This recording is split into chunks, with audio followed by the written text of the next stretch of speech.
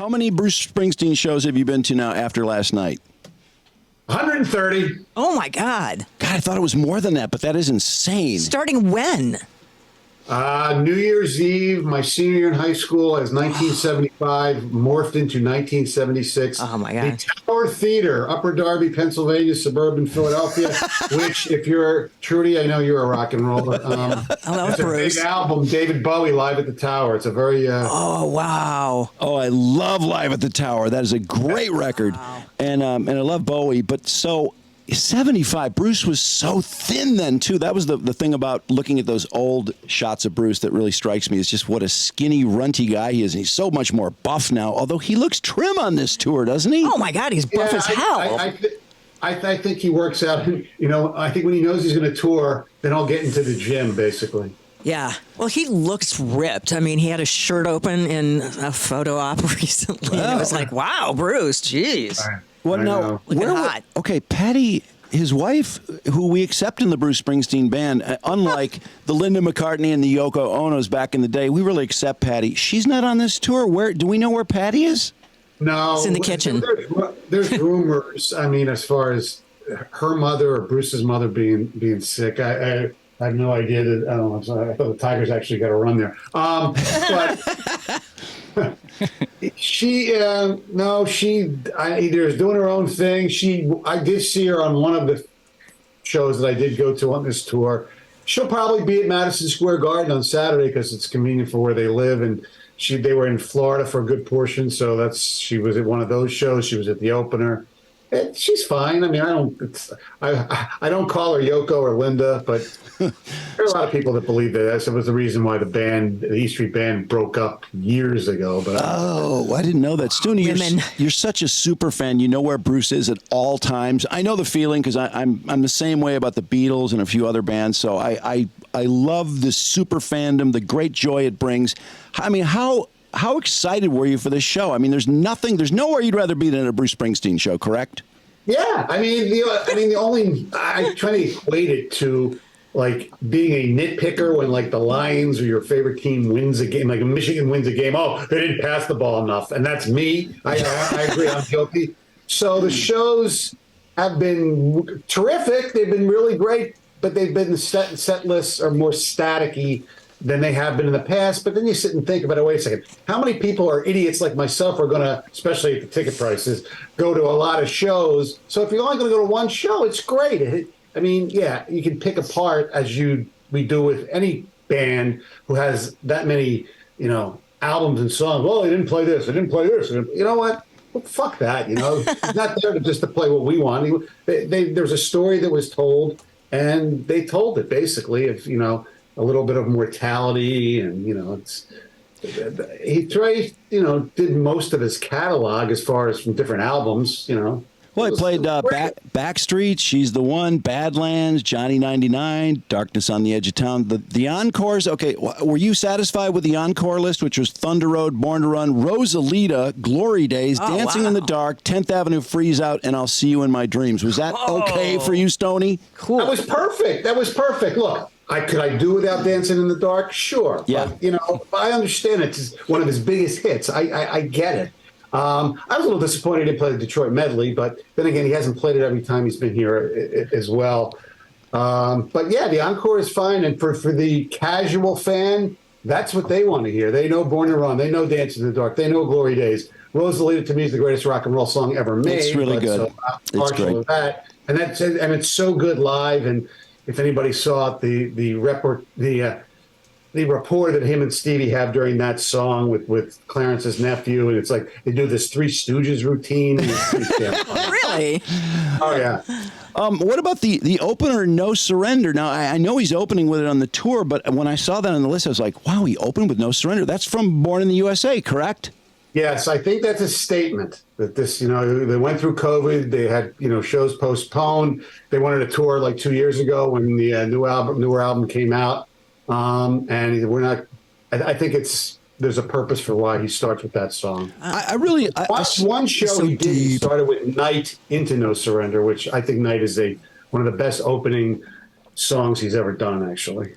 Well, I saw an acoustic version of Bruce doing No Surrender from 86 or 87, and I absolutely loved it. But this was a full band version, wasn't it?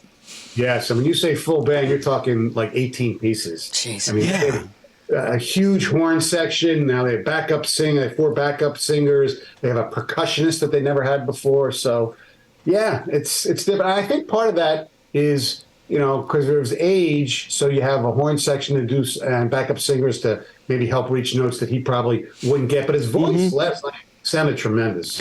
Okay, is Bruce, I was thinking about this, is Bruce the last of the big band leaders? Because, we had Bob Seger with the Silver Bullet Band. I mean, there was always the James Browns, the Sly Stones. I mean, there were a lot of guys who really led big bands, but Bruce seems to me is about the last one out there, isn't he? Or am I forgetting somebody? Well, do we consider Steven Tyler? I mean, is that considered a big band or no? Not like the E Street Band. I mean, 17 pieces and a horn section and all that. Right, I mean, even without the horn section. On this tour, it's 17 pieces. Last time it was, hey, there you guys are. All right.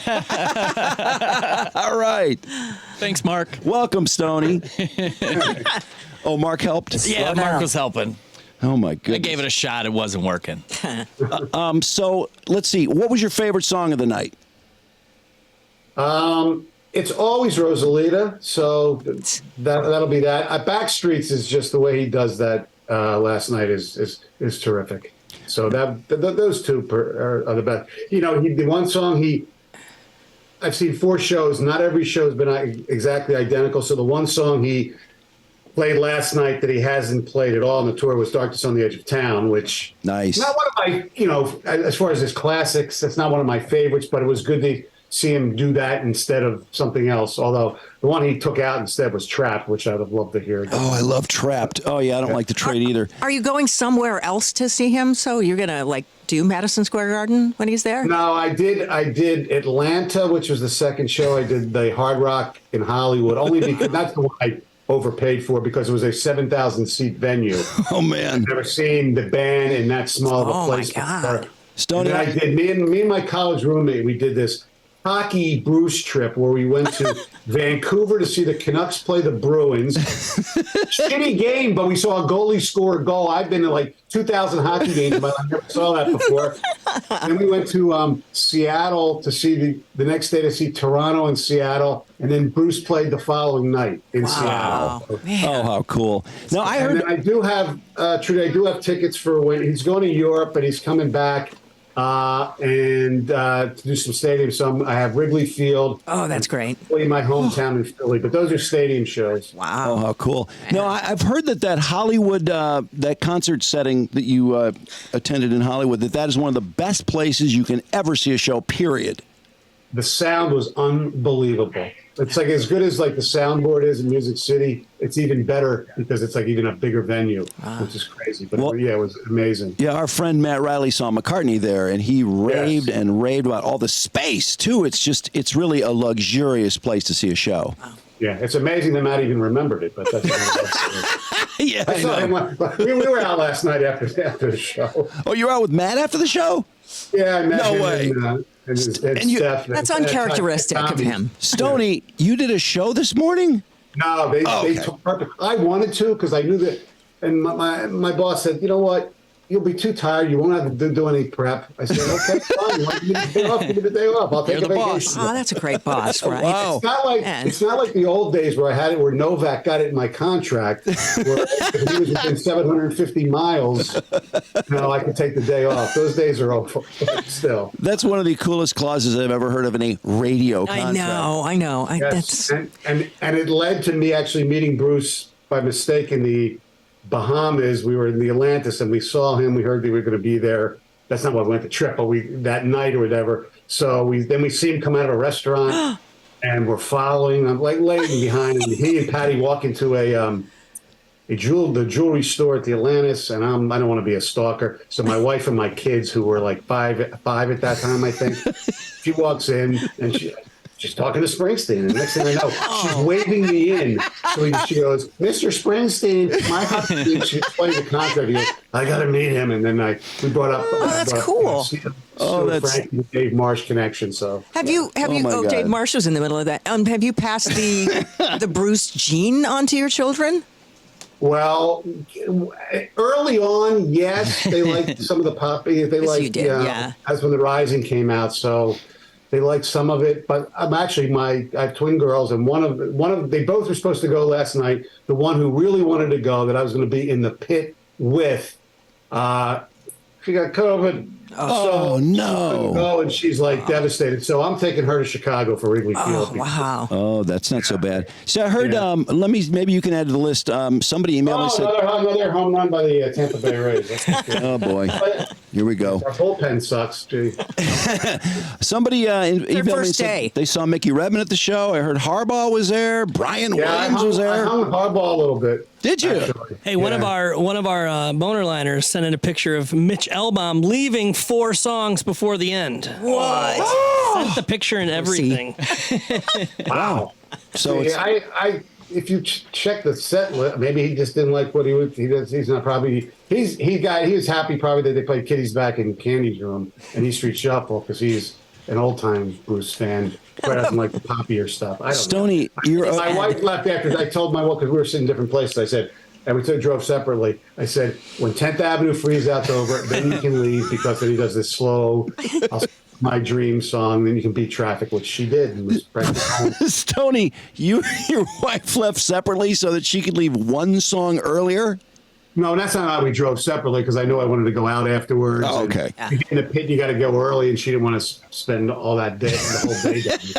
You got to love somebody who can logistic out a night, a weekend. Yes. Yeah, a trip to Canada to see Bruce. And hockey. When you go out with Matt Riley, you can just turn your brain off because he knows where every closest bathroom is, every closest beer stand is, every song in the set. Stoney, I'm sure you knew the set list backwards and forwards, correct? Pretty much, which kind of I'm pissed. Well, I like the 3 other shows, but still, it's kind of like we're at this technology. Where in the old days, I used to go write shit down. Now it's like you go online, you can even watch people streaming it from behind the stage from Facebook Live. So the spontaneity of a fan is gone, and that's I blame on technology and myself because it's just as easy for me not to even check out what he's playing, but it's still you can't help the darkness thing was somewhat of a surprise. No, the review. I don't know if it was Brian McCollum or one of our local guys said the show was. They kind of implied that Bruce wasn't as talkative and there was no spontaneity because he didn't switch any songs, which he typically does. I mean, would you? That sounded like kind of what you were saying, but I mean, it's not really a knock. Yeah, that's the only knock. Some of the spontaneity. And he really didn't address, the Detroit. Playing Night Shift, which he's been playing from that Motown soul cover album that he did, which I think is really good. I like it. But it's the most unnecessary body of work he or anybody's ever done. We don't need anybody. Wow. Well, yeah. I mean, we didn't need it. Put it that way. Not really. I still have Rod Stewart. Didn't Rod Stewart do an album like that with covers and stuff? Oh yeah. Well, that was, I think, Bruce being a different Bruce being a lead singer and a band leader instead of a guitar player. I have to say, though, I heard him doing "Turn Back the Hands of Time" off that. I thought that was really good. Did you have a song? I think it's really good, but in concert, I'm glad he only played one because early on he was playing 2 of them. Oh, best one is the one that the first one they released that I never heard of before. It was a Motown by some Frank Wilson was his name. I can't remember the song. It's "Do You Love Me Like," something like that. Yeah, I never really liked Night Shift that much when the Commodores did it, so I wasn't too psyched about that. But all right, so sounds like just a phenomenal night. I'm sure you're still high as hell off the show. Mm-hmm. What a great feeling.